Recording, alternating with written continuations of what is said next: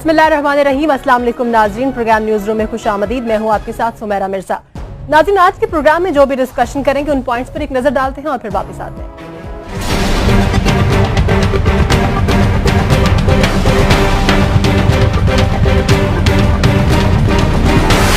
Panama case के फैसले के बाद कोर कमांडर्स कॉन्फ्रेंस। इदारा अपने अरकान के जरिए JIT में शफाफ और कानूनी किरदार अदा करेगा और सुप्रीम कोर्ट के एतमाद पर पूरा उतरेगा।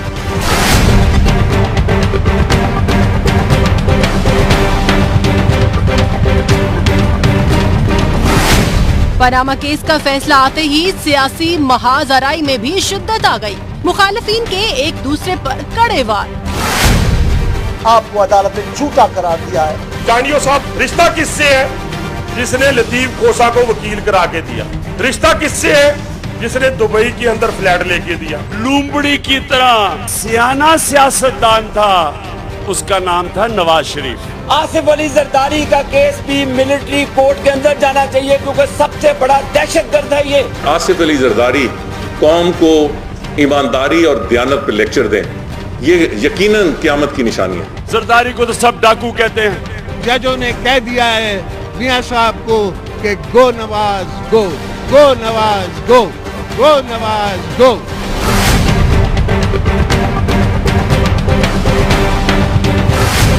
न्यूज लीक्स का मामला, क्या नया पेंडोरा बॉक्स खुलने वाला है?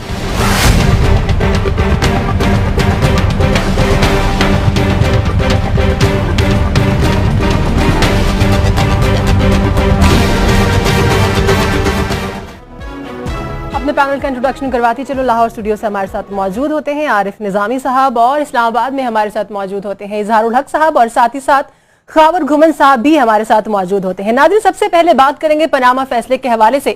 पनामा फैसला तो आ गया, लेकिन उस हवाले से कुछ चेमगोइयां, कुछ तहफुजात अभी बाकी हैं, कुछ शकुक और शुबहात भी जाहिर किए जा रहे हैं सियासी हलकों में। लेकिन फौज के एक बयान ने इन तमाम तासुरात को, इन तमाम तहफुजात को जायल करने की कोशिश की है। आज कोर कमांडर्स कॉन्फ्रेंस हुई आर्मी चीफ की जेर सदारत, जिसमें DGISPR ने एक बयान दिया है जो अपनी अहमियत का हामिल है। उसमें उन्होंने कहा है कि फौज कानून के मुताबिक JIT में अपना शफाफ किरदार अदा करेगी और सुप्रीम कोर्ट के एतमाद पर पूरा उतरने की कोशिश करेगी। निजामी साहब, DGISPR के इस बयान के बाद आप इस JIT की क्या अहमियत देखते हैं? देखें, कोई ख़ास फ़र्क नहीं पड़ा। सबसे पहले तो बात यह है कि जो फ़ौज की तरफ से वजाहत आई है कोर कमांडर्स की, जी। अगर वो मिलिट्री इंटेलिजेंस के बारे में, सबसे पहले तो मुझे ये नहीं समझ आया कि मिलिट्री इंटेलिजेंस, जहाँ तक मेरा नाक़िस इल्म है, फ़ौज की इंटेलिजेंस का अदारा है अपनी, ठीक, तो वो क्या रोल अदा कर सकेगी। हाँ, अलबत्ता ISI के बारे में ये ज़रूरी हो गया था, क्योंकि कुछ ISI के सरबराह के बारे में कुछ अपोजिशन के लीडर्स ने, मसलन एतजाज़ हसन साहब ने मैं नाम लूँगा, कुछ तहफ़्फ़ुज़ात का आज़ार किया था। तो उस तनाज़र में ये ज़रूरी है। लेकिन जो चीज़ अभी तक मिसिंग है वो ये है कि जो रम्प है इसका, यानी जो उसका मेजर पोर्शन है, वो है नैब है, FIA है, स्टेट बैंक है, और इसके अलावा एक और अदारा जो है ये FBR। ठीक है। तो मकसद ये है कि ये अदारे तो सिविलियन कंट्रोल में है ना जी, बिल्कुल। ये नवाज शरीफ की वॉच पे हैं। अब नवाज शरीफ साहब की तरफ से या उनकी हुकूमत की तरफ से सिवाय गाली गलोच के और मिठाइयाँ बांटने के, सही, ये बात वाज़ेह होनी चाहिए कि जनाब इन अदारों को बड़ी शफाफियत के साथ अपना किरदार अदा करने की इजाज़त दी जाएगी, नंबर एक। सही। दूसरे, मियाँ साहब पहले दिन तो पता लगा कौम से खिताब करने लगे, उनको कौम से खिताब करके या पार्लियामेंट में जाके कहना चाहिए कि मैं एहतसाब के लिए हाजिर हूँ, वो जी आया हूँ, मैं उनके पास ना जाऊँ, वो मेरे पास आ जाए, फ़र्ज़ करें। इतनी रियायत कर देते हैं। मैं आपको बताऊँ कि यहूदी जो हैं, जो इसराइल के स्टेट के बेंजामिन नेतन्याहू हैं, उनके ऊपर बड़े करप्शन के इल्ज़ाम आते हैं। जी बिल्कुल। 4 दफ़ा पुलिस वाले उनकी तहकीकात करने, उनका बयान लेने घर जा चुके हुए हैं। तो ये ऐसी कोई अनोखी बात नहीं है।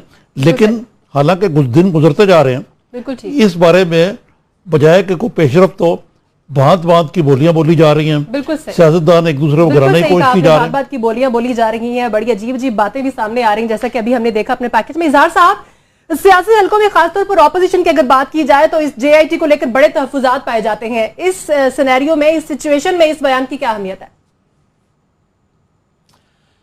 देखें, फौज ने जो कहा है कि फौज इसमें अपना किरदार अदा करेगी, तो फौज उतना ही किरदार अदा करेगी जितना उसका उसमें लेट डाउन है।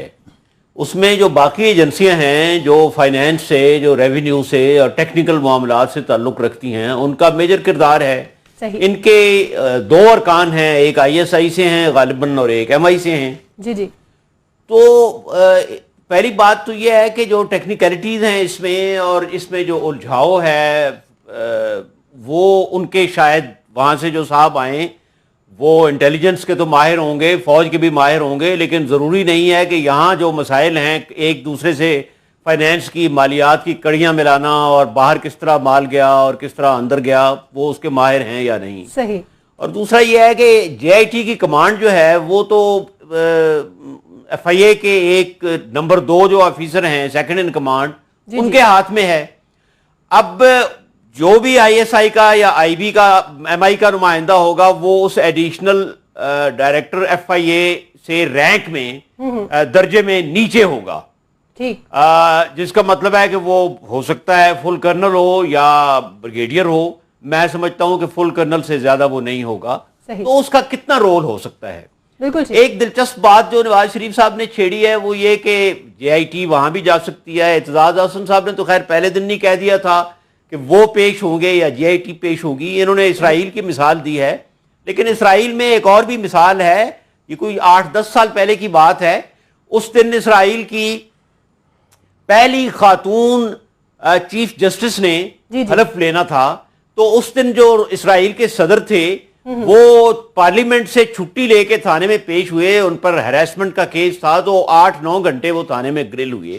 तो जमहूरियत का तो यही तकाजा है कि जो मुल्जिम है वो पेश हों। अगर ये पेश हो गए तो यही तो लोग शोर मचा रहे हैं। बिल्कुल, लोग इससे तो JIT की क्रेडिबिलिटी और उनका जो मशकूक है होना वो तो उससे ज्यादा वाज़ेह हो जाएगा। गुमेर साहब, आप तो पहले ही JIT को लेकर इसकी कारकर्दगी के बारे में बड़े पुरुम्मीद हैं। फौज को ये बयान देने की इस वक्त क्या जरूरत पड़ी?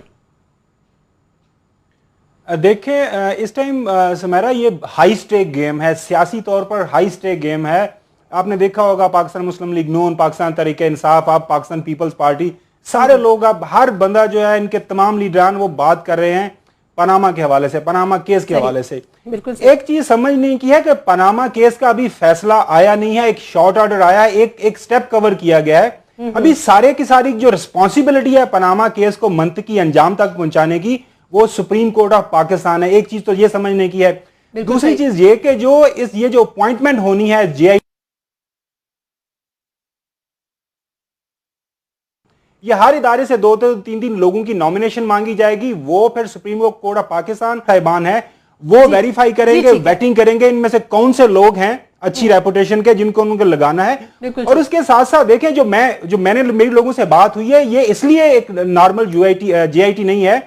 इसका काम हर 2 हफ्ते के बाद रिपोर्ट देना है। हर 2 हफ्ते के बाद रिपोर्ट देना है। गुमेर साहब, यहीं से बात शुरू करेंगे, क्योंकि इस मामले पर मेरे जहन में एक बड़ा इंपॉर्टेंट सवाल है जिसका जवाब मैं निजामी साहब से भी लेना चाहूंगी कि JIT को लेकर बहुत से पॉइंट्स जो है वो डिस्कस हो रहे हैं, लेकिन एक पॉइंट ये कि हर 15 दिन के बाद इसकी रिपोर्ट दी जाएगी। क्या इन 2 महीनों के दौरान कोई अहम फैसला सामने आ सकता है या नहीं, इस पर बात करेंगे। कहीं मत जाएगा, स्टे विद अस।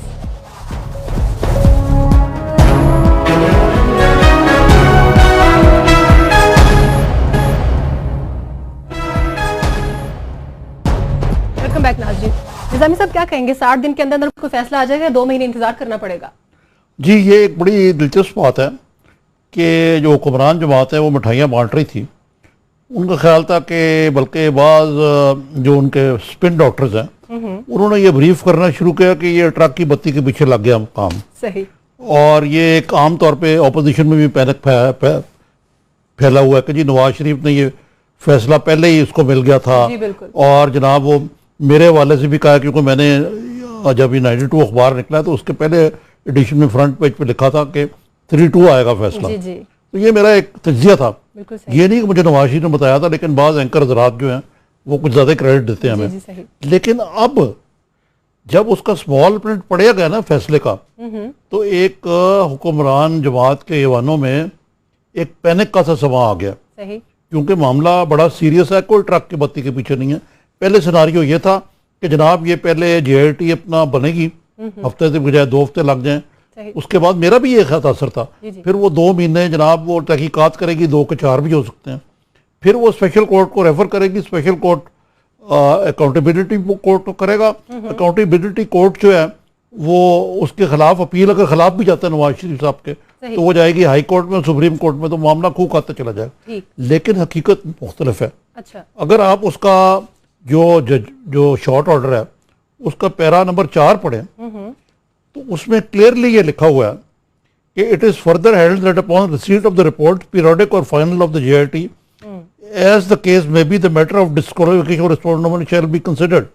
मतलब है कि जो स्पेशल कोर्ट है वो 2 महीने का भी इंतजार न करे कि 1 हफ्ते के बाद JIT जो है आके स्पेशल बेंच जो है उनको आके ये कहे कि जनाब ये तो बिल्कुल ये एविडेंस है, ये तो जा रहा है इस तरफ, और वो कोर्ट जो ऑर्डर कर देगा इसी को भेज दे केस 60 वो जो सादिक और अमीन वाला। दूसरी बात ये है कि जो JIT है इसके बारे में तासर ये है कि कोई इंक्वायरी कमेटी है, ये इंक्वायरी कमेटी नहीं होगी, इसका काम एविडेंस इकट्ठा करना। ठीक है, तो ये अब चीज़ें जो हैं जो ईवान इक़्तिदार में ये बाकायदा बैठ के बड़ी सीरियसली कंसिडर हो रही हैं कि प्राइम मिनिस्टर साहब का मुस्तकबिल इतना मुस्तहकम नहीं है जिस तरह के तज्जिया नगार कर रहे हैं, और बाज़ हमारे सियासतदान भी हाथ पैर छोड़ चुके हैं। अगर इजाजत हो तो मैं थोड़ा सा ऐड करता जी, मैं बस ये खत्म कर लिया, आप जो मर्जी कहें आप।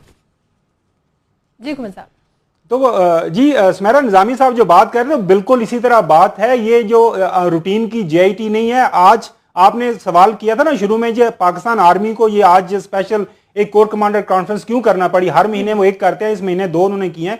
उसकी वजह यह है कि पाकिस्तान के अंदर जिस तरह निजामी साहब ने कहा कि पहले जो रूटीन की JITs हैं उसमें कुछ निकलता नहीं है। तो आज इसका जो मकसद था आज कोर कमांडर कॉन्फ्रेंस का, वो मकसद यही था कि we are very serious about this. हमारे ऊपर जो रिस्पॉन्सिबिलिटी हमें दी जाएगी या दी गई है उसको आइन और कानून के मुताबिक करेंगे। और बिल्कुल निजामी साहब ठीक कह रहे हैं, इस टाइम इस्लामाबाद के अंदर सीरियस किस्म का पैनिक है और इनको समझ नहीं आ रही कि करना क्या है। कुछ लोग इनको ये कह रहे हैं कि आप रिव्यू में चले जाएं, क्योंकि आज इमरान खान साहब ने सुप्रीम कोर्ट में वो एक डिफरेंट केस में गए हुए थे, उन्होंने जाके कह दिया, शायद उनको भी अभी फैसले की समझ आ गई है कि फैसला तो हमारे बहुत हक में है। उन्होंने कहा जी हम बिल्कुल इस फैसले के साथ मुतमईन है और JIT के साथ मुतमईन है, और जो सुप्रीम कोर्ट करेगी हम उसके साथ खड़े हैं। मुतमईन है। आप देख, मैं ये आपसे अर्ज करना चाहता था कि अगर आप शॉर्ट यानी डिसेंटिंग नोट पढ़ें और जो शॉर्ट ऑर्डर पढ़ें और बाकी वो जो कतरी शहजादा है उसमें सबको इतफाक है। इसमें लिखा हुआ है कि एक मिस्टीरियस किस्म का है भी या नहीं है, ये क्या है, और जैसे खोसा में तो बड़े सख्त रिमार्क किए हुए हैं। तो ये आपको ये लगता नहीं है, मेरा आपसे सवाल है कि मियां नवाज शरीफ का जो डिफेंस था और उनकी टीम का जो डिफेंस था वो इंतहाई कमजोर था या उनके पास कोई केस ही नहीं था? जी ज़हर साहब। जी, मैं पहले तो अपने भाई घुमन साहब को मुबारकबाद देता हूं कि इन्होंने आज एक बहुत बड़ी कामयाबी हासिल की। इन्होंने जो अपनी खुशगुमानी का एक कैंप कायम किया हुआ था तो निजामी साहब अपने रियलिज्म को छोड़कर उन्होंने फ्लोर क्रॉस किया है और खुशगुमानी के कैंप में चले गए। और मैं भी बड़ा खुश हूं इस बात से। घुमन साहब तो बड़े खुश हैं। अब मैं यहाँ अकेला रह गया हूँ। मैं अपना केस मैं हार्ड फैक्ट दे रहा हूँ जनाब सामने, मैं हार्ड फैक्ट दे रहा हूँ जो सूरत हाल है उसके, मुझे नहीं पता कौन खुशगुमान है। आपके हार्ड फैक्ट्स की तब्दील करता हूं।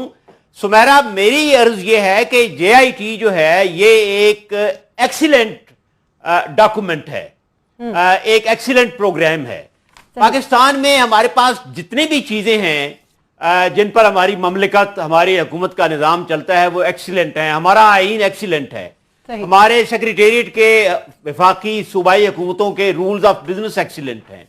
हमारे जो करप्ट इदारे हैं तामीरात के, PWD के, MES के, इंजीनियर्स जहां जहां काम कर रहे हैं, उनके जो कवानीन अंग्रेज छोड़ गए हैं उनके बारे में कहते हैं कि वो परफेक्ट किताबें हैं कवानीन की। सही। लेकिन आप देखें कि हकीकत में क्या हो रहा है। आइन का एक्चुअल हमारा जो प्रैक्टिकली मुल्क में आइन के साथ क्या हो रहा है, रूल्स ऑफ बिजनेस किधर जा रहे हैं, किसी को कोई पता नहीं है। कौन मिनिस्टर जो है वो किस चीज के बारे में बयान दे रहा है, और साइकिल की वही पितरस बुखारी वाली बात याद आती है कि हर चीज बचती है साइकिल की सिवाय घंटी के। सही। मैं अब असल पॉइंट पर आता हूं। जी जी बिल्कुल। कि जो इसका इंचार्ज बनाया गया है not less than additional director FIA, उसने तो सारी कली खोल कर रख दी है।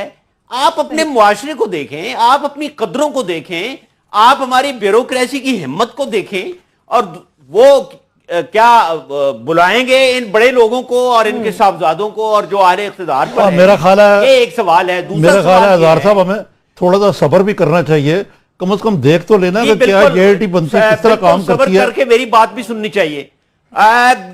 दूसरी बात मैं ये कहना चाहता हूं कि अगर इनका मुद्दत पीरियड ना हुई, नॉमिनेशन जो है उसमें लेट हो रहे हैं, पीरियोडिकल रिपोर्ट जो है उसमें लेट हो रहे हैं, तो क्या होगा? क़यामत बर्पा हो जाएगी।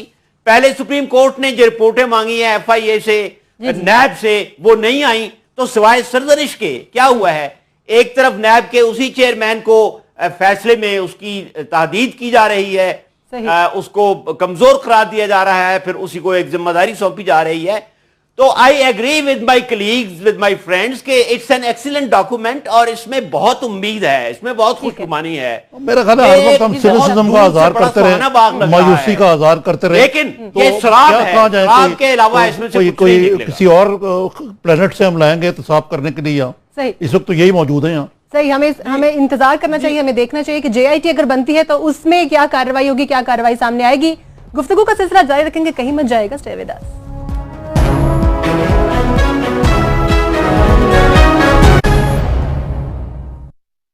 थोड़ी सी भी शर्म होती, थोड़ी सी भी हया होती तो वो अब तक रिजाइन कर चुका हो। वजीर आजम को मॉरल तौर पे इस्तीफा दे देना चाहिए। नसरुल्लाह गिलानी जो है वो एक सजा याफ्ता वजीर आजम है, तो फिर क्या सजा याफ्ता वजीर आजम को पाकिस्तान का वजीर आजम रहना चाहिए?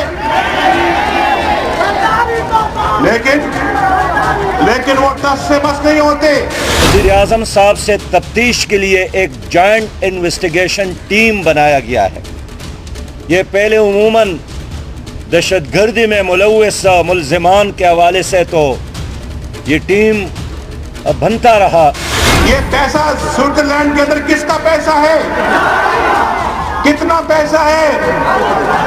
600 करोड़ रुपया, 600 करोड़ रुपया। गली गली में शोर है, नवाज शरीफ चोर है। हम पाकिस्तान में ये जंगल का कानून नहीं बनने देंगे। लातों के भूत बातों से नहीं मानते। क्या कभी लातों के भूत बातों से मानते हैं? 500 जजों ने एक ही ज़बान से उसका फैसला किया है, और ये एक जो कहते थे सादिक अमीन है, किसी ने ये नहीं कहा कि ये हैं। साहब तुम घर नहीं जाओगे, तुम किसी और घर जाओगे, या तो फिर मदीने चले जाएं या फिर आए आपको हम लांडी जेल में दोबारा खाना भेजने के लिए मैं तैयार हूँ। जी नाज़रीन, तमाम पार्टीज जो हैं वो एक ही मुतालबा कर रही हैं कि वज़ीर आज़म को मुस्ताफ़ी हो जाना चाहिए। निज़ामी साहब, वज़ीर आज़म मुस्ताफ़ी होते हैं या नहीं होते ये तो अलग बात है, आप क्या कहते हैं कि इलेक्शन को जीतने के लिए या अपने पार्टी के मुफाद के लिए वज़ीर आज़म को मुस्ताफ़ी हो जाना चाहिए? देखिए, सबसे पहले तो बात यह है कि जहाँ तक यूसुफ गिलानी के फैसले से इसको जी कंपेयर करना जो है ये दुरुस्त नहीं है। यूसुफ गिलानी तो क्रिमिनल ऑफेंस है, कंटेम्प्ट ऑफ कोर्ट, ठीक, उसमें कन्विक्ट हो गए थे, उसके बाद उनकी वजारत उज़्मा ऑटोमेटिकली तौर पे ख़त्म हो गई थी। सही। अब रिज़ाइन और ये लफ्ज़ इस्तेमाल किया कि वो सज़ा याफ्ता है मियाँ नवाज शरीफ, तो मियाँ नवाज शरीफ तो अभी सज़ा याफ्ता नहीं है। देखे ना, एक मेजॉरिटी से जुल्फ़िकार अली भुट्टो फांसी लग गए, उसको बहुत बड़ा जुडिशल मर्डर उनके मुखालफिन भी कहते हैं आज, ठीक है, जो ज़माने में उनकी फांसी के लिए लॉबिंग किया करते थे। सही। तो अगर नवाज शरीफ को, जैसे कहा चीफ जस्टिस ने खुद कहा कि ये मामूल की बात है, 3-2 से वो हैं, तो टेक्निकली स्पीकिंग तो he still the prime minister. अब ये 2 महीने का वक्त गुजरता है, स्पेशल कोर्ट क्या करता है, वो स्पेशल बेंच क्या करता है, वो अलग दास। ठीक है। अब आप बात कर रहे हैं कि मॉरल हाई ग्राउंड पे, तो मॉरल हाई ग्राउंड तो उनका वाकई डैमेज हुआ है इस फैसले से, सारे पांचों के पांचों सिनोनिमस है। लेकिन एक चीज तो ये हो रही है, लेकिन इसके साथ साथ एक ज्यादा अफसोसनाक चीज हो रही है, वो ये है कि जरदारी साहब और इमरान खान साहब एक तरफ नवाज शरीफ को मतून कर रहे हैं, दूसरी तरफ वो एक दूसरे को मतून कर रहे हैं। मसलन उन्होंने इमरान खान ने जरदारी को डाकू कहा, जरदारी साहब कहते हैं ये इमरान खान तो पठान ही नहीं है, ये न्याजी हैं। अब एक दूसरे को भी गाली दे रहे हैं, जरदारी को भी कह रहे हैं कि आप छुट्टी जाएं। उधर से जो उनकी जो गाली ब्रिगेड है PMLN की, वो भी बड़ी फाल हो गई है। चौधरी निसार अली खान ने भी डोल डाला इसमें, ये कह के कि जरदारी साहब डाकू हैं। बिल्कुल सही कहा। इससे एक टेम्परेचर जो है वो अननेसेसरली बढ़ रहा है। सही है। और मेरा तो ख्याल है कि ये इस गर्मी वैसे भी ज्यादा हो जाएगी, गर्मी वैसे भी ज्यादा और ये सियासी टेम्परेचर भी बढ़ रहा है। जी इजहार साहब, आप क्या कहना चाहेंगे? देखिए, मेरे ख्याल में नवाज शरीफ साहब इस्तीफा नहीं देंगे। देना चाहिए या नहीं ये और बात है, वो नहीं देंगे इसलिए कि उनके आसाब बहुत मजबूत हैं। अब वो इतना तजर्बा हासिल कर चुके हैं कि वो इन चीजों से घबराने वाले नहीं हैं। आपको याद होगा 99 में जब हुकूमत उनकी उल्टी, तो 2, 3, 3 स्टार 4 स्टार जर्नैलों ने उनके सामने कागज रखा और वो बुरे हालात में थे, तो उन्होंने कहा नहीं, ओवर माई डेड बॉडी। फिर यह है कि कोर्ट ने भी नहीं कहा कि इस्तीफा दें, तो मैं नहीं समझता कि नवाज शरीफ साहब इस्तीफा दे देंगे इन लोगों के कहने पर। ठीक है, वो ये तवक्को कर रहे हैं कि ये एक गर्द है जो अचानक उठी है और फिर ये बैठ जाएगी। लेकिन दो और दिलचस्प चीजें हैं जिनकी तरफ मैं तवज्जो दिलाना चाहता हूं। जी जी, खुर्शीद शाह साहब ने बड़ा दिलचस्प बात कही है। उन्होंने नवाज शरीफ साहब को कहा है कि आप इस्तीफा दे दें और सऊदी अरब से या लंदन से अपनी पार्टी को कंट्रोल करें। जी जी, तो शायद उन्होंने संजीदगी से कहा हो, क्योंकि उनकी अपनी पार्टी के लीडर तो उसको दुबई से ही कंट्रोल करते रहे हैं। बिल्कुल सही। दूसरी बात जो है वो राना सनाउल्लाह साहब ने कही है कि पता नहीं कौन सा गॉडफादर है। अब अगर उन्होंने लाइलमी का इजहार किया है गॉडफादर से, तो इससे इस बात की तस्दीक हो जाती है कि नून लीग के सारे लोग बेतहाशा पढ़े लिखे हैं और उन्हें इन चीजों का बहुत पता है। सही है, बिल्कुल। इत्तेजाज हसन साहब ने कहा है कि 33 करोड़ रुपया जो है वो दिया गया है सरकारी खजाने से। तो जिस वजीर आजम के जहाज की तज़ीन और आराइश के लिए 1.8 बिलियन, 1.25 अरब दिया जा सकता है, तो 33 करोड़ तो उसके लिए पीनट है। बिल्कुल सही। अच्छा, फिर जरदारी साहब ने एक और दिलचस्प बात कौन सा जहाज की तज़ीन हुई है? इमरान खान नहीं है लीडर जवानों का, जवानों और बच्चों का, उन्होंने बच्चों का भी कहा है वो लीडर कौन से जहाज की तज़ीन हुई है, जरा बता। आप ये देखें कि पूरा पेश मंजर जो है, बिल्कुल ठीक है, पूरा पेश मंजर जो है वो एक मजे का खेज सामान मुहैया कर रहा है। मैं एक बात कहना चाहता था, मेरा एक पॉइंट था यहाँ जी। एक तो हम ऐसे ही उड़ा देते हैं, 1 बिलियन ऐसे ही हमारे लिए जिस तरह कोई हैसियत ही नहीं है, वो कहा हुआ। नंबर 1। नंबर 2 ये है कि नवाज शरीफ ने इस्तीफा तो नहीं दिया, ठीक है उसको, ठीक, लेकिन वो 10 साल की डील करके तो चले गए। बिल्कुल सही। वो इस्तीफे से कोई कम चीज थी इजहार साहब? ठीक। अच्छा गुमेर साहब, क्या ऑप्शंस है आपके पास, वजीर आजम के पास इस हवाले से? नहीं, यहाँ एक बात का जवाब, 1.8 बिलियन जो मैंने जहाज का कहा है, ये निजामी साहब के अपने अखबार में 92 में आ चुका है और इसकी तरदीद नहीं की गई। ठीक है जी गुमेर साहब। अच्छा देखिए, वो जो बात कर रहे हैं ना इस्तीफा ना देने की इजहार साहब के, वो नहीं देंगे। सारी दुनिया ने देखा कि 93 में इन्होंने नवाज शरीफ साहब ने इस्तीफा दिया, मुहर्रकात जो भी थे। फिर हमने वो भी देखा जब हालात, इन्होंने 99 के अंदर हालात इंस्टीट्यूशंस के अंदर जो गड़बड़ी हुई, उसके बाद हालात ऐसे हुए कि इनको ये गवर्नमेंट जाना पड़ी। अभी भी जितना मर्जी कॉन्फिडेंस शो करें, लेकिन हालात उस तरफ जा रहे हैं, सियासत इतनी गर्म हो गई है और जितना का मॉरल प्रेशर ऊपर आ रहा है, मुझे नहीं लग रहा कि ये इस्तीफा ना देंगे। मेरी कन्विक्शन है कि ये अगर इस मुल्क की सियासत को ठीक होना है तो प्राइम मिनिस्टर साहब को थोड़ा इस्तीफा देना पड़ेगा। और मेरे ख्याल में आने वाले दिनों के अंदर चीजें काफी वाज़ेह हो जाएंगी। एक बुनियादी फर्क है, अगर मुझे थोड़ा बुनियादी फर्क है इनकी बात में कि उस वक्त जब इस्तीफा दिया था 93 में, वो एक डील थी, ठीक है, जिसमें उनको कहा गया था कि आप गुलाम साहब भी जाएंगे, वो भी जाएंगे। नंबर 1, उस वक्त हुकूमत जा रही थी। आज नवाज शरीफ के जाने का सवाल है, उनकी हुकूमत जाने का नहीं है। Please make this distinction. नहीं सर, वही मैं कह रहा हूँ कि आज जो थोड़ी सी ग्राउंड रियलिटी है वो डिफरेंट है। अगर देखें, सियासत को इन्होंने बचाना है, जिस तरह की सियासत होने जा रही है, मेरा बेस्ट जो पॉसिबल वे आउट है वो यही है, इनको देना पड़ेगा, इस्तीफा देना पड़ेगा। मैं थोड़ी सी मिसाल देता हूं कि 1 महीना पहले इस प्राइम मिनिस्टर साहब ने 100 से ज्यादा जो ऑफिसर्स हैं जिनकी प्रमोशन हुई थी 19 से 20वें और 20वीं से 21वें ग्रेड में, उनके ऊपर से ऑब्जर्वेशन ये दी थी कि इनका अमूमी तौर पर इनकी रेपुटेशन ठीक नहीं है, लिहाजा इनको इस्तीफा दे देना चाहिए, सॉरी इनकी प्रमोशन नहीं हो सकती। ये उनकी अपनी ऑब्जर्वेशन है। आप अच्छा, इसी तरह कुछ अर्सा पहले इस्लामाबाद के अंदर एक यहाँ पे लोकल कोर्ट के जज के घर से बच्ची के ऊपर एक मुलाजम तो नहीं होता प्राइम मिनिस्टर, उसके सियासी वजूहात। अच्छा नहीं सर, मैं बता रहा हूँ रेपुटेशन। अब ये है कि वो एक लोकल कोर्ट के जज को भी ये सस्पेंड कर दिया गया था। उन्होंने कहा कि चूंकि पुलिस ने इन्वेस्टिगेशन करनी है तो यू माइट इन्फ्लुएंस। अच्छा, ये सारी बाकी बातें सारी साइड पे रख दें। दो जजेस साहबान ने कह दिया है, आपकी सारी की सारी डिटेल जजमेंट जो है वो ये जो आगे ना इख्तिलाफी नोट आया, जोर से कह रही है कि आपके पास शवाहिद नहीं है। इख्तिलाफी नोट कोई फैसला नहीं होता। इसके ऊपर अपनी गुफ्तगू का सिलसिला जारी रखेंगे। मुझे ब्रेक की जानिब जाना, स्टे विद अस।